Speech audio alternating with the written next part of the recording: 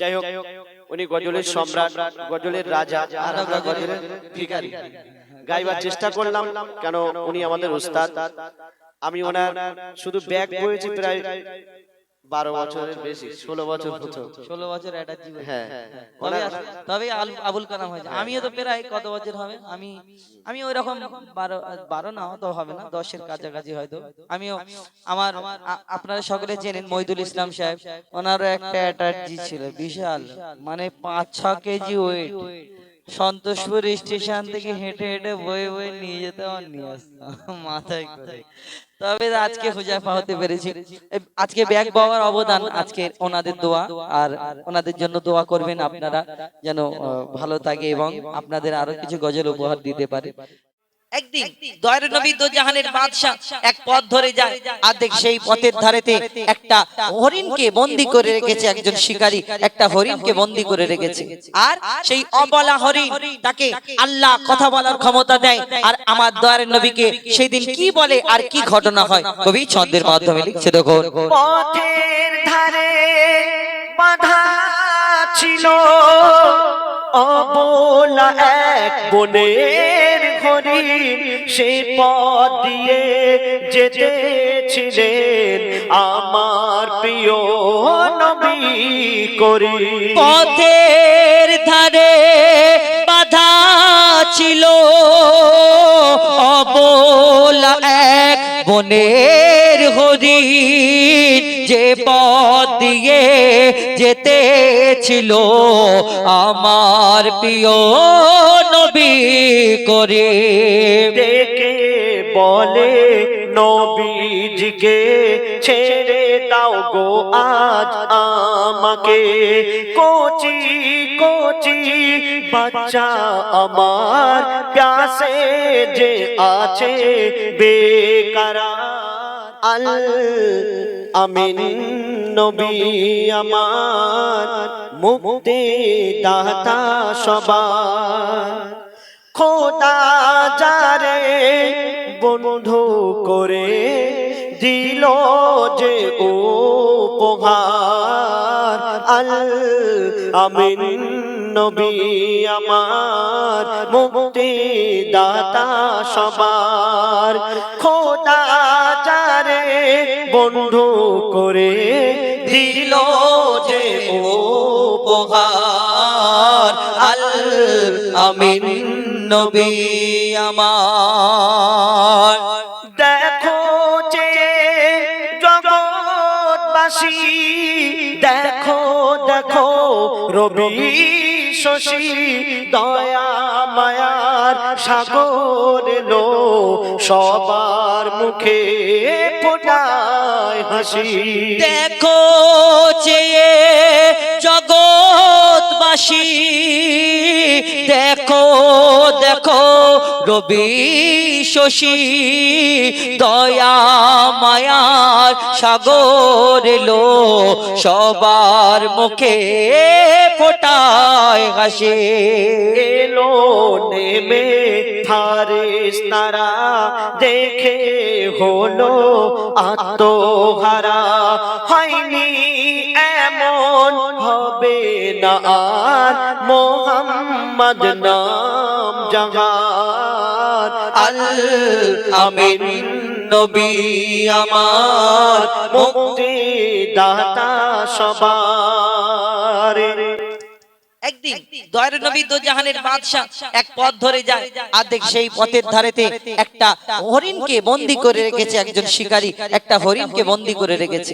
আর সেই অবলা হরিণ তাকে আল্লাহ কথা বলার ক্ষমতা দেয়। আর আমার দয়ার নবীকে সেই দিন কি বলে আর কি ঘটনা হয় কবি ছন্দের মাধ্যমে লিখছে। দেখো, পথের ধারে বাঁধা ছিল অবলা এক বনের হরিণ, সে পথ দিয়ে যেতেছিলেন আমার প্রিয় নবী করিম। পথের ধারে বাধা ছিল অবলা এক বনের হরিণ, যে যে পথ দিয়ে যেতে ছিল আমার প্রিয় নবী করিম। ডেকে বলে নবীজিকে ছেড়ে দাও গো আজ আমাকে, কোচি কোচি বাচ্চা আমার প্যাসে যে আছে বেকরার। আল আমিন নবী আমার মুক্তি দাতা সবার। তার নবী সেই হরিণীর কথা শুনে ওই সঙ্গে সঙ্গে সেই হরিণটাকে ছেড়ে দিল। আর ছেড়ে দেওয়ার সঙ্গে সঙ্গে যে শিকারী সেই হরিণকে বন্দি রেখেছিল সেই সঙ্গে সঙ্গে সেইখানে হাজির, যে কে তুমি আমার বিনা হুকুমে বিনা পারমিশনে আমার বাঁধা হরিণটা কেন ছেড়ে দিলে? আমার দয়ার নবী বলে যে হরিণের বাচ্চা, ছোট ছোট বাচ্চা দুধ খাওয়ার জন্য বেকারার হয়ে আছে, হরিণী গিয়েছে তার ছোট্ট ছোট্ট বাচ্চাদের দুধ খাইয়ে আবার ফিরে আসবে। কে তুমি? এরকম কথা বলো। একটা অবলা হরিণ ছেড়ে দিলে সে চলে গেল আবার ফিরে আসবে, এটা কেমন করে হয়? আমার দয়ার নবী বলে হে মানব তুমি শোনো, হে শিকারী শোনো, ওই হরিণটা যতক্ষণ না আসে আমি তোমার কাছে জামিন থাকবো। এই হরিণ যতক্ষণ না আসে আমি তোমার কাছে বন্দী থাকবো এই হরিণের বদলে। তারপর কি ঘটনা হয়? হরিণটার ফিরে আসে, কি হয় কবি ছন্দের মাধ্যমে লিখছে দেখুন। হরিণ যখন ছেড়ে দিল শিকারি এক তখন এলো, বলে বিনা হুকুম আমার হরিণ কেন ছাড়া পেল। হরিণ যখন ছেড়ে দিল শিকারি এক তখন এলো, বলে বিনা হুকুম আমার হরিণ কেন ছাড়া পেল। দয়ার রাসূল বলে তারে যতক্ষণ না আসে ফিরে, বেঁধে রাখো তুমি আমায় এই আবেদন যে আমার। আল আমিন নবী আমার মুক্তি দাতা সবার। খোদা যারে বন্ধু করে দিল যে উপহার। আল আমিন নবী আমার।